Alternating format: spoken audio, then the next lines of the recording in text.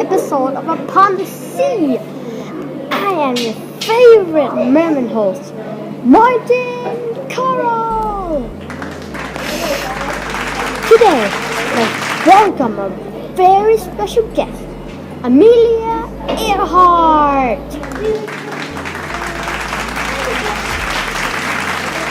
Hello, Martin. It is an honor to be here. It's quite lively under the Pacific Ocean.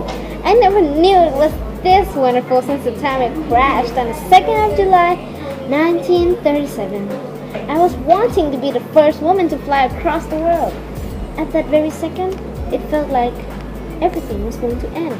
But now, I feel excellent to meet you all. We feel the same joy to have you in our aquatic land, Miss Earhart. Oh, please, no need to be formal. Call me Amy. I've always been called that since I was a little child. Oh, and it also reminds me of my closest sweetheart, Pidge. Tell us about her, Amy. Pidge and I always hang out together. We are the best buddies. We love climbing trees, hunting rats with a rifle, and belly slamming a sled downhill. It's just so much fun. I have this love for the outdoors and rough and tumble play, which was common for youngsters. Frankly, people characterizes the young me as a tomboy. I never understood why. I mean, I was just enjoying my young life. We sure do understand you. Here, under the sea. We swim like crazy as kids too. Now, please continue. Yes, we keep worms, moths, katydids, and tree toad in a growing collection. Let's not get into that, though. It is quite disgusting. Okay, Amy, do you have anything else to tell us about Pidge and you? No, this is fine. Please move on, Martin. Thank you. So, we would like to know a little more about your family. Would you please tell us about them? Sure. First things first, I have a sister named Muriel, who is also Pidge, my bestest chummy. As I mentioned, we played a lot. But when I reached this interesting stage of my love for reading, I spent a whole lot of time in our large family library. She would come and join me once in a while. Other than these, there was nothing much left. It was just the same activities over and over. And your parents? They are Amelia Otis Earhart and Samuel Stanton Earhart. My father was a lawyer, and my mother is me and Pidge's personal teacher as little kids. They both loved us with all their heart. Talking about your childhood, I'd love to talk about your birthplace. All the fish were gossiping about the amazing USA long before you came. When they heard the news that you came from the United States, they were all so excited.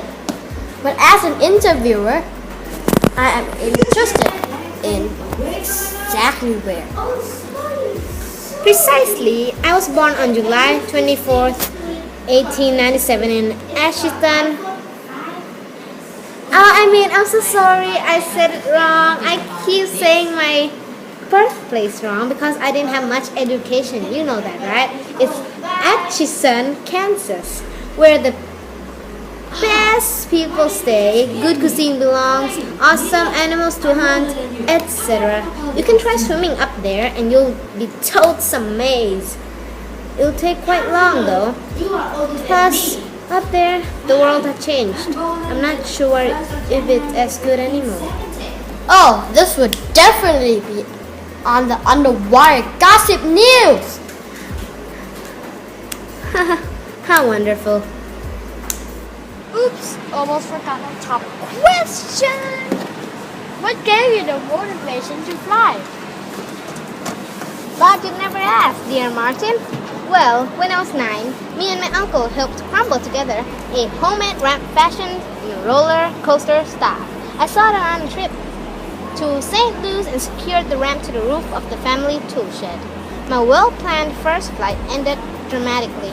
I emerged from the wooden box that had served as a sled with a bruised lip, torn dress, and a sensation of exhilaration. However, I then cheerfully squealed, "Oh, Pidge, it's just like flying." But then my mom turned it down. Oh well. A year after, I got to see an aircraft. It was the first time seeing one. It was in the Iowa State Fair in Des Moines. At first, I didn't think it was interesting at all. But then, I fell in love with aircrafts. When I turned 23, I started dreaming what it would be like to be on one. Aren't women not allowed to fly? I went against the society's rules. Women should own as much rights as men. I became the symbol of the new woman of times. So, how'd you fly? How'd you fly here? With wings or what? Oh, Martin, are you crazy? I was on the route to Howland Island, departure from Burbank, California, with my handy-dandy plane, Lockheed Model 10E Electra.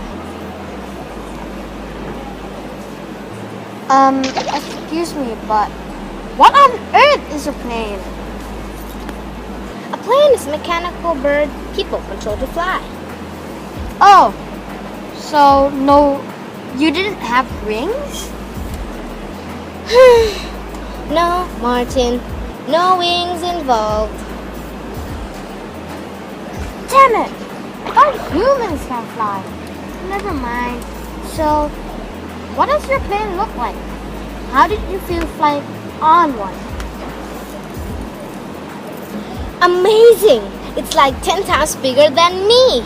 The turbo itself was incredible. I always loved the sound of it spinning, so soothing as I fly. The smooth surface of it would shine when light hits it. The breeze brushing on my face. Oh man, I got no words. It's just too stunning. Oh, Amy, I want to be on one. Do you have one for me? Sadly, no, Martin. I also want to be on one again. I miss the breeze, the view, and everything. If only I can go into the sky again. We can only hope. Yes, I do agree to keep hoping so. You must be a professional in flying. Were you a natural? Or did you work a long time to master the skills? I guess I took my very first flying lesson on the 3rd of January 1921. According to the instructors, I was totally not a natural at piloting an airplane. Instead, I had to make up with a lack of talent with plenty of hard work and my passion for flying. After a whole lot of practice, I finally received my aviator pilot certification from the Federation Aeronautique International on May 16, 1921. An extremely huge step for any pilot at that time. Do you know how hard it is to learn about navigation? You know how hard it is to find out the direction of north, south, east, and west? I have to take so many compasses, put it down flat on the floor, and see if every needle points north. I also had to fly into the sky and test where the wind is coming from. It took me months. Haha! All that talking. I bet you can't fly alone. Amy, do you have a friend coming with you in this adventure? Nope, I fly alone. But to get through all these flying tasks, I made many friends. Pilot Wilmer Bill Stoltz and co-pilot or mechanic Luz E. Slim Gordon, who supported me on to be the first woman pilot. Book publisher and publicist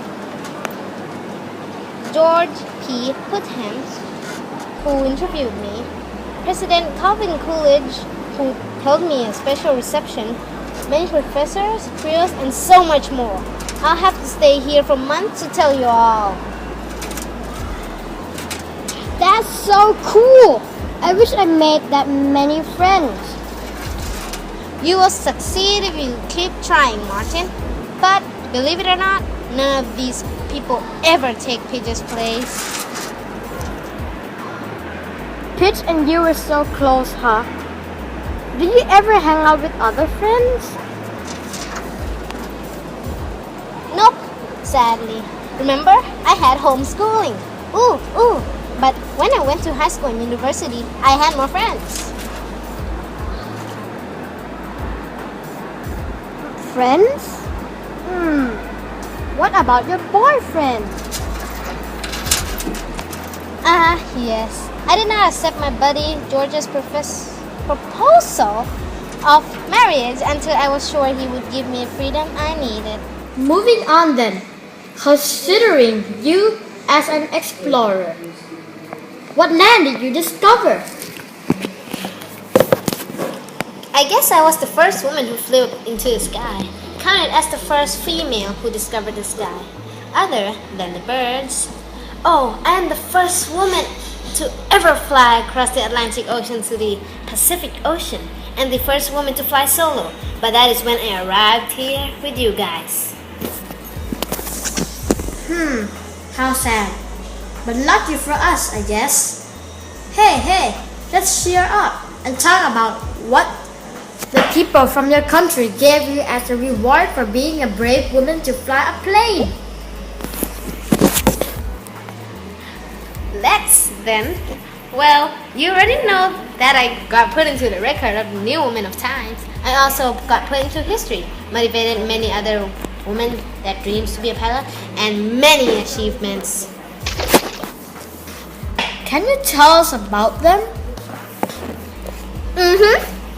In October 22nd, 1922, I had set the women's altitude record of 14,000 feet. In 1929, I took third place in the first women's air derby in my Lockheed Vega. And the rest is just my records of flying in the fastest speed, breaking my old record, and flying from places to places in high speed. How many achievements do you own? 16 in total. Wow, so much! Let's end our interview here, Amy. There are other mermen and mermaids waiting to interview you out there. See? Oh, wow. And the fans are so excited to see you right now. You better hurry. Okay, Martin. Thanks for having me. I had a great time. Thanks for joining our show, Amy. Now head on to the other shows waiting for you. Ooh, the show in the sky above is wanting you too. They are really good. Check them out. Thanks again, Martin. I had the time of my life. We'll meet again. Later, big fat alligator.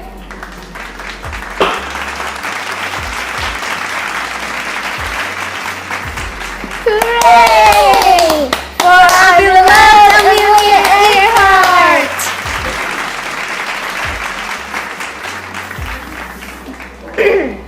This was the end of today's episode, Mermen and Mermaids. I hope you had as much fun as Amelia, Earhart, and I. She is such a perfect example of great determination, hard work, and dedication.